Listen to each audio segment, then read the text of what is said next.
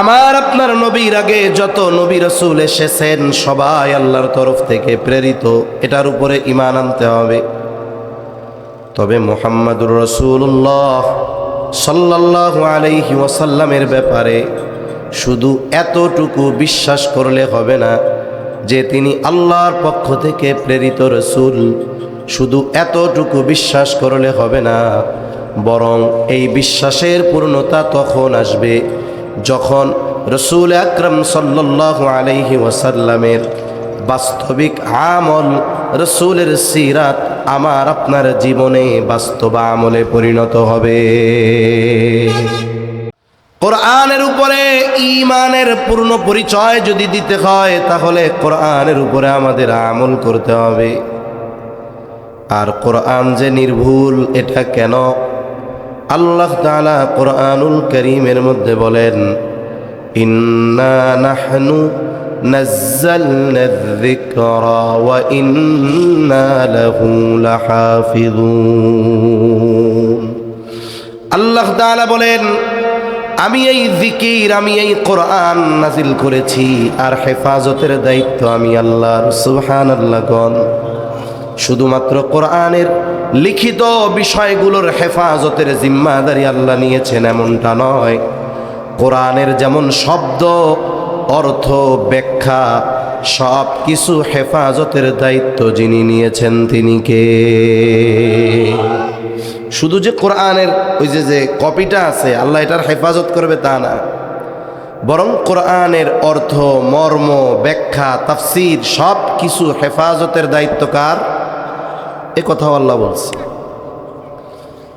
প্রাথমিক দিক যখন ওহী নাজিল হয়, নবীজি সাল্লাল্লাহু আলাইহি ওয়াসাল্লাম জিবরাইল আলাইহিস সালাতু ওয়াস সালাম যখন ওহী তিলাওয়াত করে শুনাইতেন, উনি তাড়াহুড়ো করে ব্যস্ত হয়ে যাইতেন, বারবার তিনি জবানকে আওড়াইতেন। উদ্দেশ্য হলো জিবরাইল আলাইহিস সালাম যেই ওহীগুলো তিলাওয়াত করে শোনাচ্ছেন উনি যেন এগুলো না ভুলে যান, না ছুটে যান।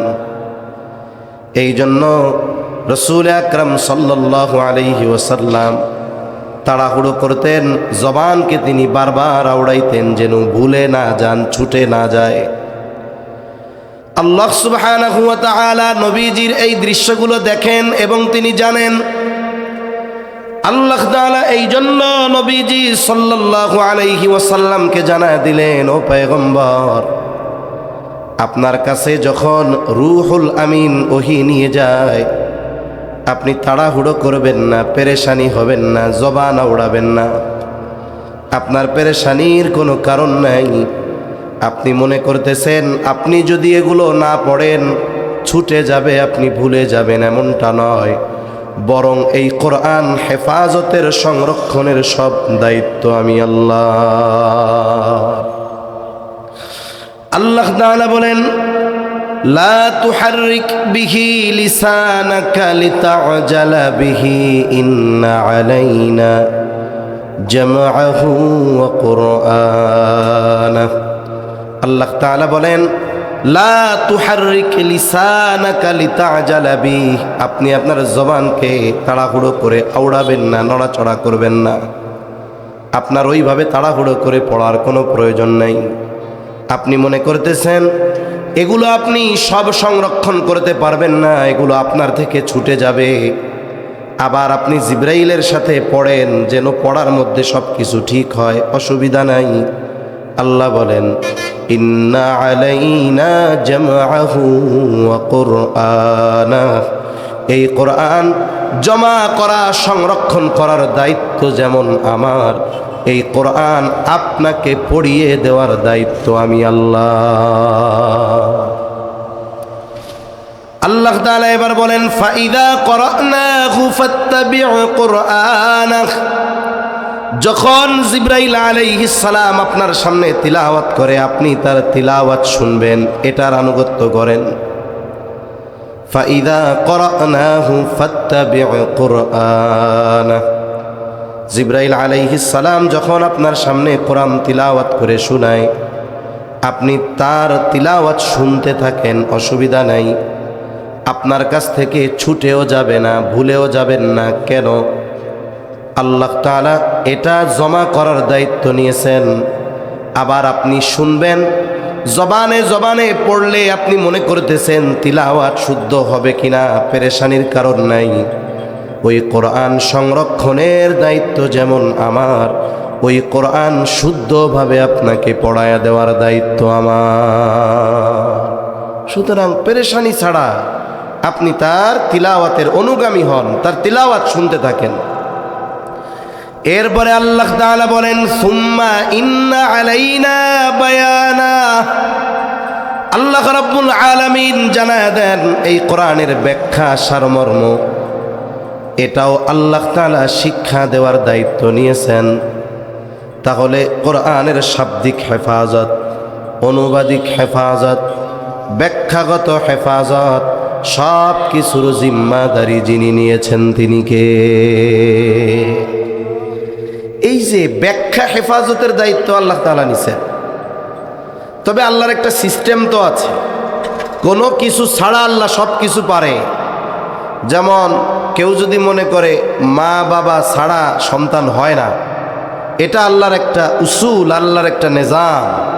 কিন্তু মা বাবা ছাড়া সন্তান জন্ম দেওয়ার ক্ষমতা আল্লাহর আছে না নাই? আছে।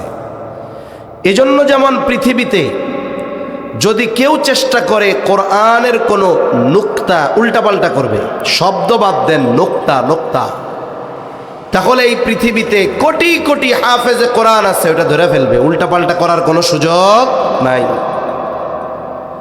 এরপরে কোনো ব্যক্তি যদি চিন্তা করে কোরআনের ভুল তিলাওয়াত মানুষকে শিখাবে, বলেন তো ওই ভুল তিলাওয়াত ধরার মানুষ এই সমাজে, এই দেশে, এই দুনিয়ায় কোটি কোটি আছে না নাই? আছে। যেহেতু এটাও সংরক্ষিত, ভুল করার সুযোগ নাই। ব্যাখ্যাও আল্লাহর পক্ষ থেকে সংরক্ষিত। এজন্য এই উম্মতের মধ্যে যখনই কেউ কোরআনের মন গড়া ব্যাখ্যা করেছে, আছে না কিছু পণ্ডিত মন গড়া ব্যাখ্যা করেছে, এই উম্মতের উলামায়ে কেরাম কোরআন হাদিসের সঠিক যেই ব্যাখ্যা, সাহাবায়ে কেরামের পক্ষ থেকে যেই ব্যাখ্যা, রাসূলুল্লাহ সাল্লাল্লাহু আলাইহি ওয়াসাল্লামের পক্ষ থেকে যেই ব্যাখ্যা, এই ব্যাখ্যাগুলোকে সামনে রেখে ওই অপব্যাখ্যাকারীদের মুখোশ গোটা পৃথিবীর মানুষের সামনে উন্মোচন করে দিয়েছে। এজন্য যখনই কেউ কোরআনের অপব্যাখ্যা করে, একদল অপব্যাখ্যাকারীর সাথে থাকে ঠিক, কিন্তু আরেক দল আল্লাহ কর্তৃক হেফাজতকৃত ওই সঠিক ব্যাখ্যার কথা মানুষের কাছে পৌঁছিয়ে দেয়। ঠিক কিনা বলেন? এজন্য কোরআন হেফাজতের দায়িত্ব আল্লাহ তাআলার। এই কোরআনের উপরে শুধু মৌখিকভাবে বললে হবে না যে আমি কোরআনের উপরে ঈমান আনছি, বরং সাথে সাথে এই কোরআন অনুযায়ী আমল করতে হবে, তাহলে এই বিশ্বাসের পূর্ণতা আসবে। এরপরে আমরা বলেছিলাম ওয়া রুসুলিহি, রাসূলগণের উপরে ঈমান এনেছি। আমার আপনার নবীর আগে যত নবী রাসূল এসেছেন সবাই আল্লাহর তরফ থেকে প্রেরিত, এটার উপরে ঈমান আনতে হবে।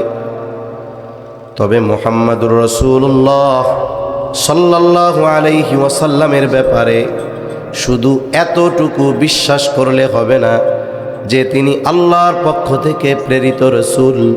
শুধু এতটুকু বিশ্বাস করলে হবে না, বরং এই বিশ্বাসের পূর্ণতা তখন আসবে যখন রাসূল আকরাম সাল্লাল্লাহু আলাইহি ওয়াসাল্লামের বাস্তবিক আমল, রাসূলের সিরাত আমার আপনার জীবনে বাস্তব আমলে পরিণত হবে।